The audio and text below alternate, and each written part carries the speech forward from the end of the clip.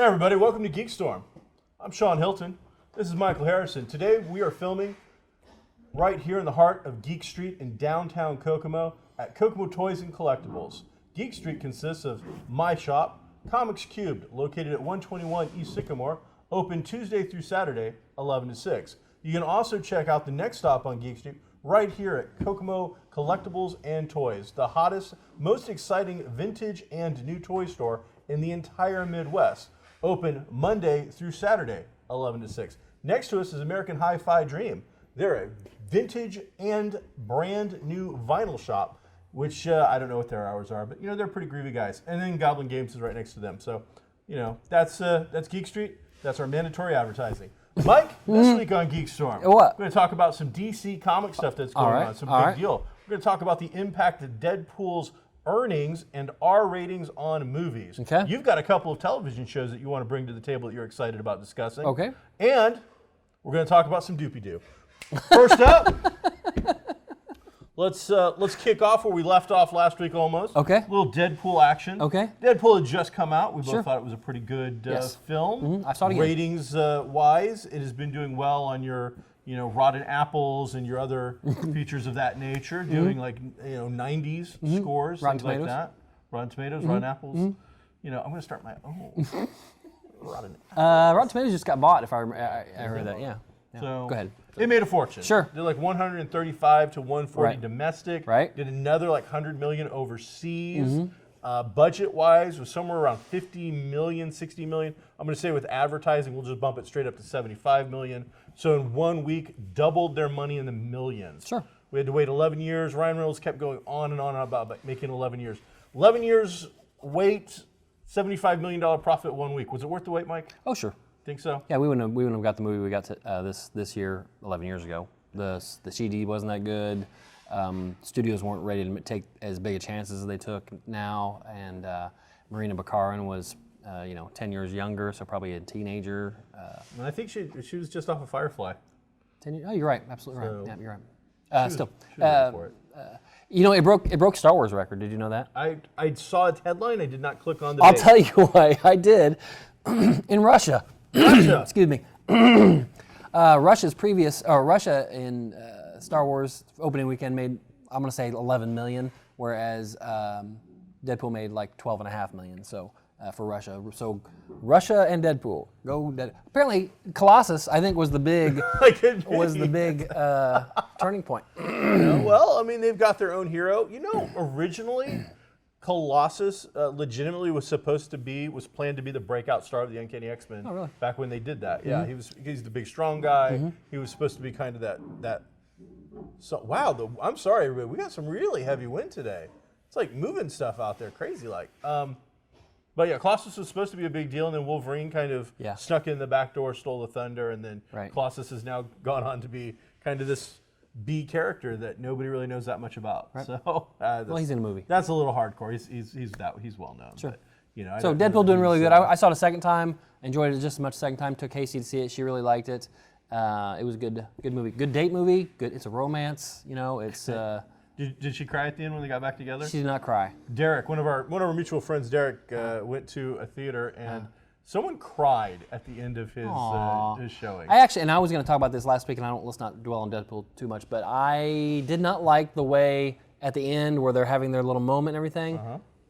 I know it was a callback to how they met. Yes. But I thought for a mechanic for them to get back together, for him to say he still loves her and for her to stay, I just didn't like that. I thought they could have done something else, and I don't know what else. Well, you're ludicrous. So, not but ludicrous. the point of this whole conversation was to bring up the fact that it did so incredibly well. Right off the bat now, we are hearing some Hollywood rumblings of more rated R superhero movies. And now don't get me wrong, and there was also some false information that we need to correct, not on our part. The main media screwed some stuff up. Deadpool is far from the first rated R superhero flick.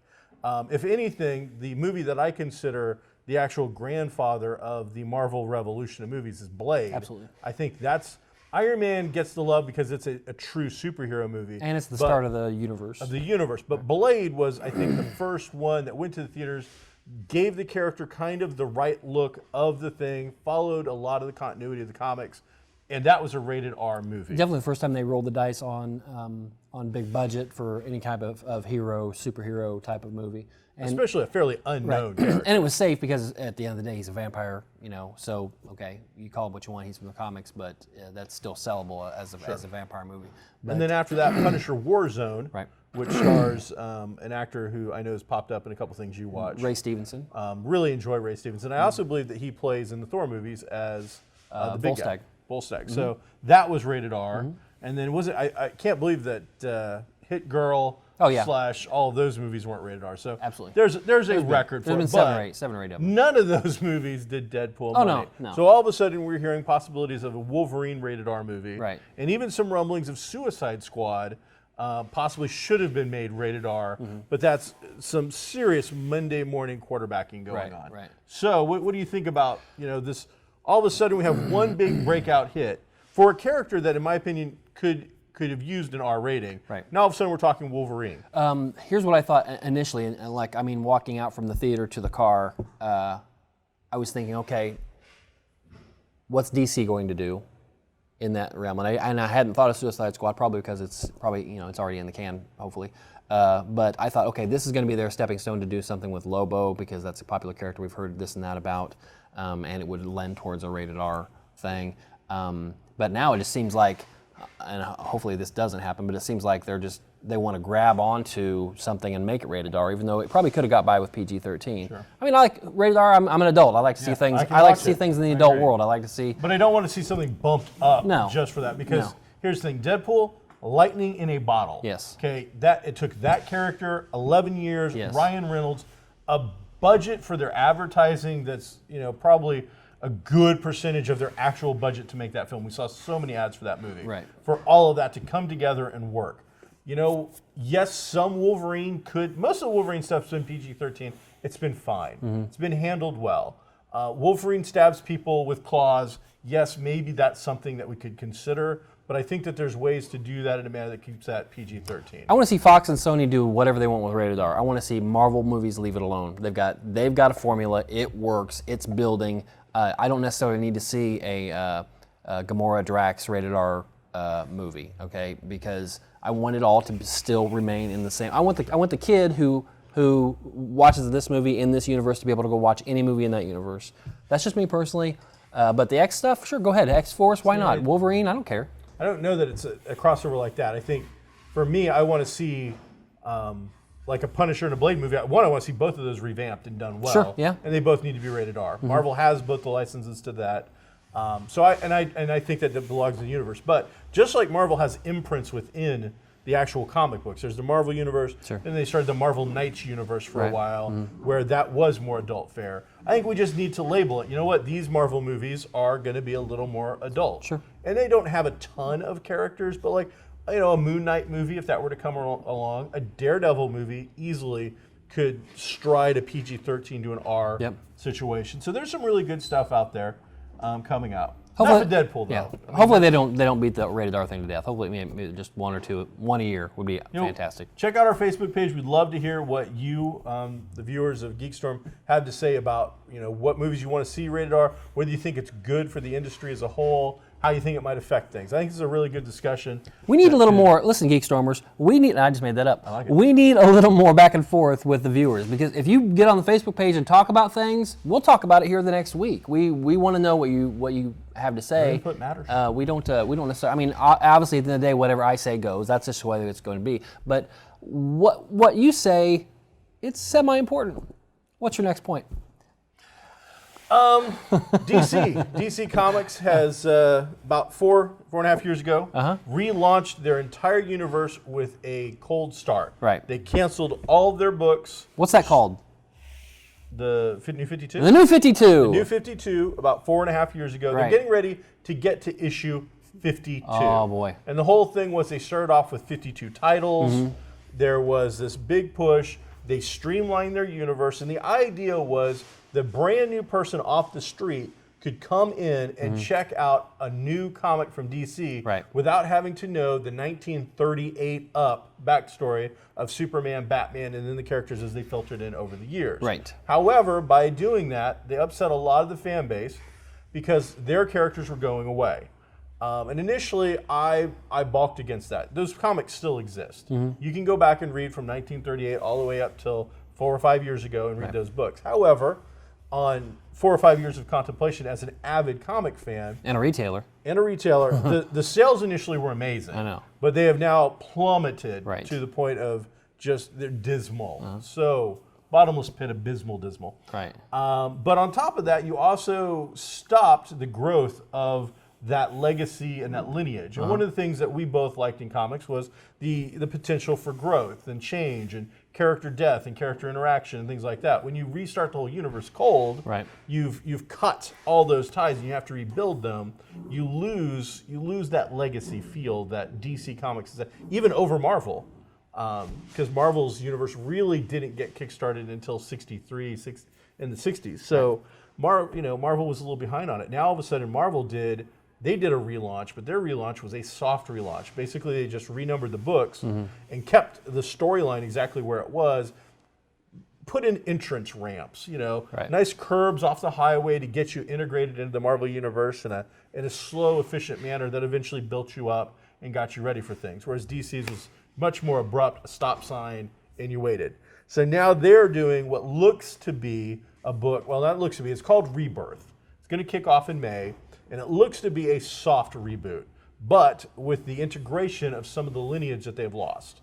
In the new universe of the DC 52, the Golden Age characters from the Justice Society don't exist. They existed on a whole different planet or dimension and never interacted with ours. So those watching the Flash TV show know Barry Allen as the Flash. But in the DC Comics, the original Flash was Jay Garrick, who we're now seeing on that other dimension. Right. Looks like we're going to finally see integration.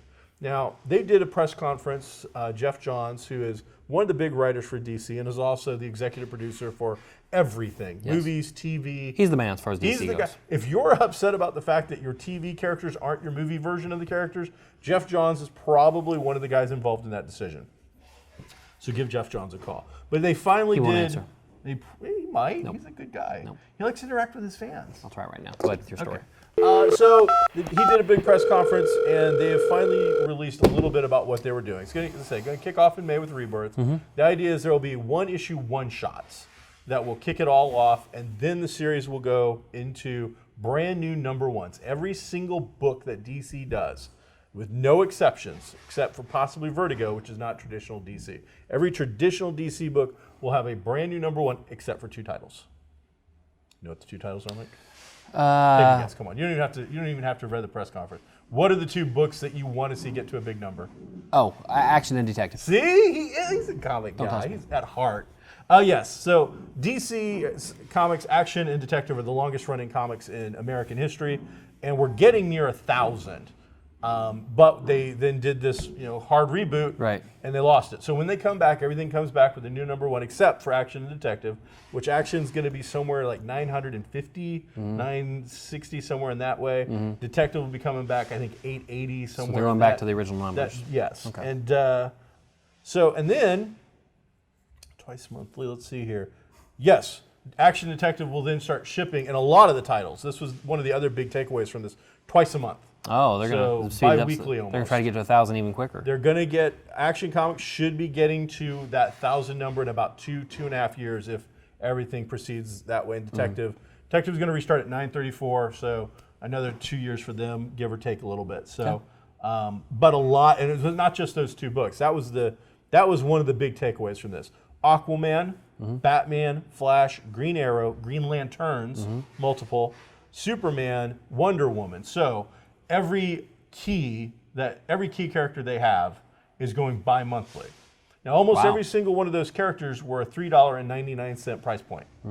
All of their books now go to a $2.99 price point. So it's one of those deals where you're saving $1 every time you buy the book, but you're going to buy the book twice a month. Right. So, but on the other hand, most of us are comic junkies, and buying a book twice a month, as long as it's good, is actually something to be really excited about. So, pretty stoked about that. But okay, let's say, but I've got $30 theoretical dollars to spend a month on comics. Okay, so yeah, you're going to get an extra $1 out of me per title, but I still only have that $30 to spend. Most people, let's say everyone, and So that means I'm going to spend less money on a number of different titles, but you're still going to get the same amount of money out of me for the most part, don't you think? It's always been that way. I mean, really, very little times as people's budgets go up, they will cut something. So they either cut some DC, they maybe now of course DC's hoping you cut some Marvel. You come back, you check out their new number ones. Marvel's not messing with me like this. I probably won't. Like that. I mean, Marvel has a couple of books themselves that are bi-weekly though. Oh, do they? Yeah, Amazing Spider-Man, by far the most popular title is that way. I see. Deadpool has been that way. So they're probably their two biggest selling books have been that way. Okay. The only one that hasn't is Star Wars. Star Wars, man, that's just doing incredibly well for them. Some of the stuff that's coming out on the list though that's surprising me. In the background of the actual press conference, they showed a lot of pictures, you know, some really old, classic, great-looking art. And two of the pictures they showed, one is Legion of Superheroes, and the second was the Justice Society of America. Okay. Made sure that you saw these clear pictures, not fuzzy, not mystery, big behind them, boom, boom shots. None of those two books are on here, and those are two of the books that people are clamoring for. I personally, I'm not a Legion fan, but I think we're both Justice Society fans, and love to see that. One of the other things that was on here that I think is going to make some fans very happy is the Grayson title. Dick Grayson, the original Robin, he had his own title called Grayson. It's gone. Okay. Nightwing is back. Okay, that's good. They basically killed off the character of Nightwing because it was found out that Dick Grayson was Nightwing. Now all of a sudden we're getting him as a monthly book, so that's kind of interesting. And you see two Batgirl titles. You're going to get Batgirl, and the Birds of Prey, Suicide Squad sticking around, and then probably the big one is Trinity Rebirth, which will lead into what is assumed is going to be Trinity, which will be your Batman, Superman, Wonder Woman monthly kind of crossover book. I would expect to see big name talent doing that book. And they canceled the Superman Batman book and the Superman Wonder Woman book. I like those books. So those books will be gone, and we will get to see that. Now the other thing to keep in mind is these things are going to take a while. We're going to start in May, but then July you get some more, and they didn't even stop giving you months at some point. It's fall before we get to the Trinity and the Suicide Squad. So it's not they're not doing it all at once like 52? May you're going to get the special, okay, and then June will start the show going, and then they'll start building it up. I don't like that. I'd rather do it all at once. I don't know. Well, as you're speaking of your $30, this might get people to start checking out a couple at a time, make their budget, and they go, man, I really only have my $30 budget. But this is the month where, Hellblazer's back. They'd switched the name to John Constantine, then they renamed it John Constantine Hellblazer. Now it's back to being the original title, which was Hellblazer. Makes an old dude like me who grew up with that kind of happy. One of the titles on here, it's a little weird, Super Sons. So we'll see what Super Sun, S-O-N, not S-U-N-S. So a little peculiar. Super Sons. You know, Superboy maybe. Yeah, maybe like the Titans-ish type Could be. thing. There is two Titans books. So there's a book called Titans, and there's New Teen Titans. So that'll be interesting. Out this week in comic books, book we're going to tell you to check out, Power Man and Iron Fist #1. It is the return of a popular late 70s, early 80s team-up book featuring some street-level heroes. Both of these characters are the kind of characters that you're not going to kind of see. You're supposedly going to see on Netflix. You've already seen Luke Cage. Right. And now Iron Fist has been greenlit and is moving forward. So this is them. They were a team back in the day. They broke the team up. Both characters have grown, not necessarily apart, but Luke Cage has gone off and he's got married, he's got a kid, and Iron Fist still wants to be Iron Fist, whereas Luke Cage no longer wants to be Power Man. Because it had to do with the tiara, I think, and so maybe. But it's a good little throwback. It chafes. It was chafing. Even on the super hard skin, there was still chafing. In this, we bring back an original character from the old Power Man and Iron Fist days that kind of relaunches the book, and that's what gets it started. If you haven't read the original Power Man and Iron Fist, which as much as I want to read it, I have not read that one myself. I didn't feel lost. They explained this character is an old friend of theirs and needs help. So if you've read those books, you're going to get that. Oh, that was a fun little, a bring back. And if you haven't read those books, they explain it well enough that you know, hey, this is a friend.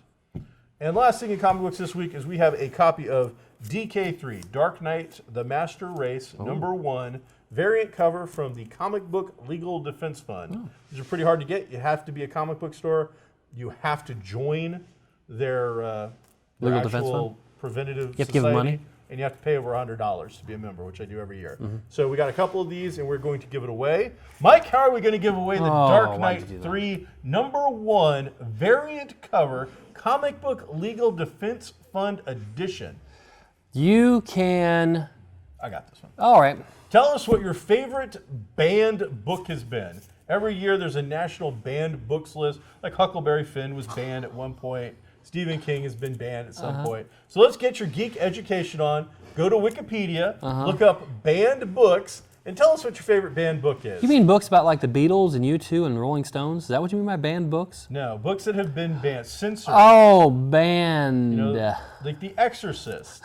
Was that banned? Oh yeah, that was banned by a specific organization. Was it? So check it out, and right. we're going to give you a copy of Dark Knight 3. All right. And keep in mind, we haven't announced the winner for our Deadpool contest yet. So if you didn't check out episode 117 of GeekStorm, Oh, nice. you still have a chance to get in and win a variant cover of Deadpool. All of these wonderful promotional variant covers are provided by Comics Cube, located at 121 East Sycamore. I thought we were going to do advertising. Open from 11 to 6, Tuesday through Saturday. Fantastic. Mike, you got 2 brand new television shows. We do. You called me up and you even told me to watch one. I did. And I'm not going to joke. I looked at my wife and I used some profanity because I'm like, I do not want to watch any more television. We're already my DVR is struggling. And then you're in a position where you can watch a lot of television, which is cool. I could because I'm lazy. Sure. But it actually feels to me like a chore. If I've got to watch 2 or 3 shows in a row. It does. It's like, even a show I like after 3, and I know people love binge watching, and I love binge watching, but oh man, you're such a good friend. We're almost celebrating we're very close to our 25th anniversary. We don't have an anniversary. I don't know what you're talking about. When? I checked it from the very first episode of Comic Sense, our first get together. From that date, I calculated about when it would have been. So we are very, very. This spring, 25 we're is celebrating 25 anniversary together. 25 is silver.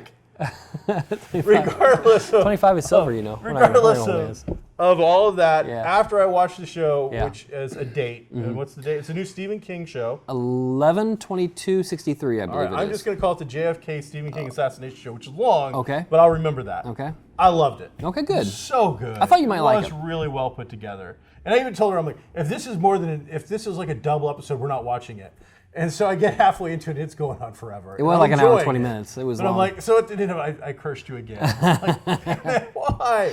All right, so quick background on this. It is a Stephen King miniseries based on a huge book that he did. They're all huge by books. the same, Cujo and Salem's Lot, those aren't huge. He was warming up. Okay, well, you got me there. This is a Hulu exclusive, though. So the only way you're going to be able to see this currently is on Hulu. But I think it's 8 episodes. Yes. And I am under the impression those 8 episodes are the entire story. Yes. You're not going to get season 2. Right. It's not going to turn into one of those things, no matter how popular it is. I think anytime they tag it with event, that you know it's going to be just a self-contained. This is going to tell the story of the book. Right. What you read the book, I didn't. I did. After watching this, I might go back. Tell us what your thoughts are on this Hulu exclusive TV series. There aren't many times where something gets on the screen and it's a pretty good representation of the book. This is one so far that has been spot on. I mean, obviously it's not going to be as in depth as King is. King just goes on and on anyway. That thing is, I mean, you could bludgeon someone to death with that book. It's so big. It's big. But basically, the premise of the story is that a guy, he's a high school English teacher, and he has a friend who has a diner, and one day his friend turns up sick, and he realizes he's going to die, and so he shows him this thing in his closet, which is basically It's as funny as you think. It is. It is. It'd be like if I said, Mike Dukes, come over here and just walk over here and walk 2 more steps, and bam, you're gone. Okay, and all of a sudden you are in 1960. Yes, 1960. It's not. You don't show up where the title. The title of the book is 11/22/63, which I believe that's when JFK was assassinated. You actually end up in like November. You end up in 1960. Okay, you end up right before Halloween. I can tell you, it's right before November. Halloween. Yeah, it's right before Halloween. I think it's October.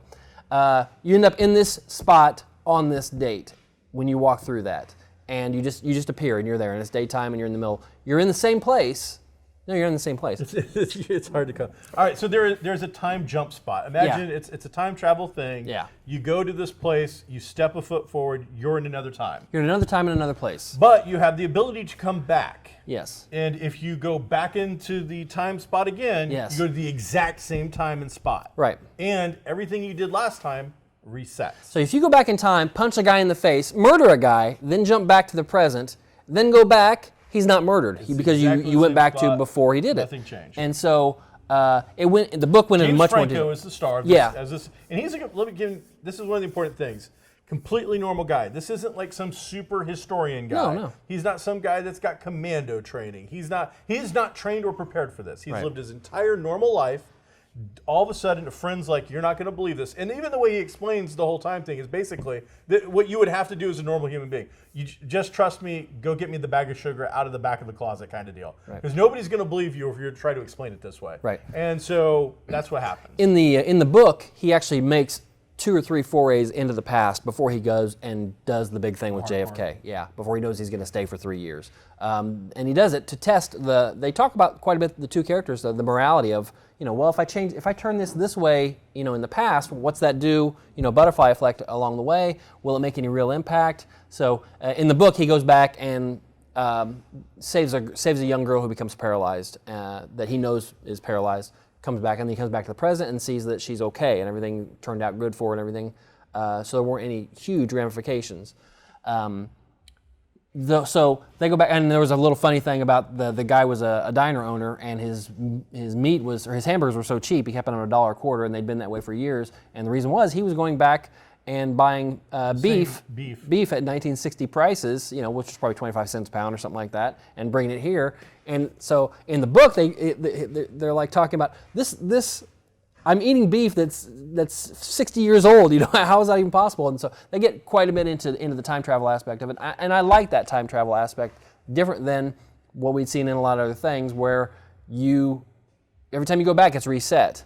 So because you go back to the exact same place and you don't have any control over it. It's got interesting rules. Yes. Like Doctor Who, which I like, he goes and the rules are all over the place. Right. This has very specific rules because if you come back from the past, if you come back from 1960, which that's the one thing the show didn't do really well. I don't know how you get back.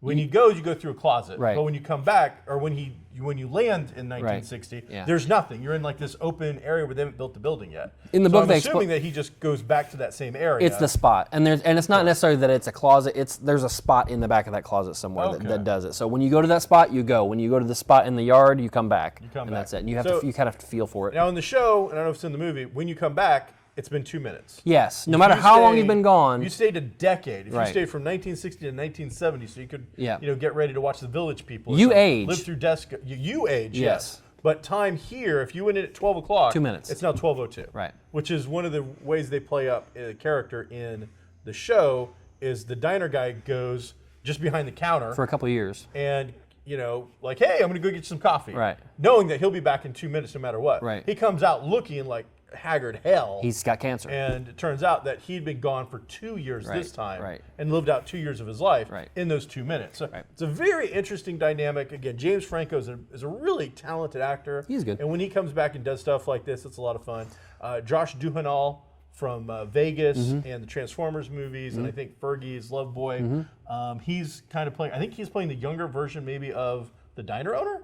No, he is. No? He Okay. is. He's the father of that janitor we meet at the very beginning, who's giving an Okay. essay, and who kills all his kids. Gotcha. He's the father of that guy. So It appears that's going to get stopped from the preview. that's one of the things that he goes to do. So the premise of the entire show is the diner owner convinces him, "Hey, I tried to do it, but I've got cancer, and I'm not going to be able to do it. You need to go back and stop the assassination of JFK. The world will be such a better place." And they lay it out. Now, Yeah. whether you're a conspiracy theory nut or whether you like JFK or not, in the show, using their rules and their thoughts, this guy lays out a very persuasive argument to make a very normal guy who's not necessarily a huge JFK fan, but he sees the potential for the world to be a better place. Right.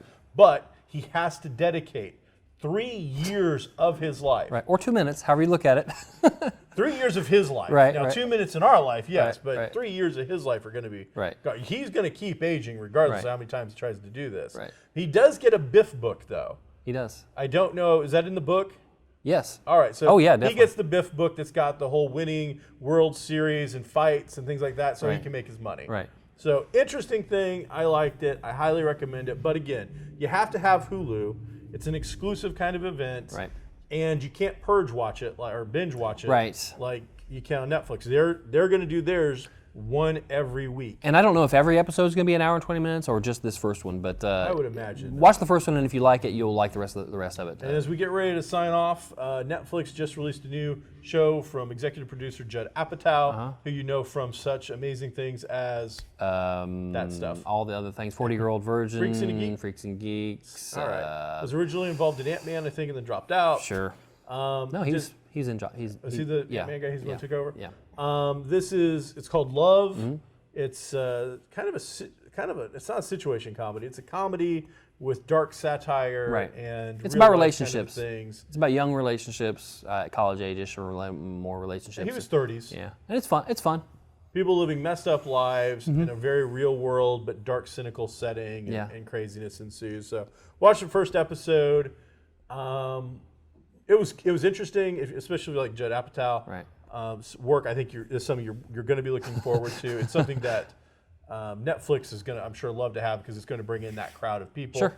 I watched it. I don't know if I'll watch it anymore. I might. I'll watch it. You know, there's so much stuff on right now with Flash, Arrow, Agent Carter. I'm almost done with Arrow. I know we're out of time. I'm almost done with Arrow. It's just more of the same and the same. And that's We'll talk about that in a couple of weeks. I won't be here next week, so Mike can talk about it with whoever takes my place because I'll be on vacation. A week from now, I'll be like in Wizarding World of Harry Potter, throwing butterbeer at people. we need to sync our arms.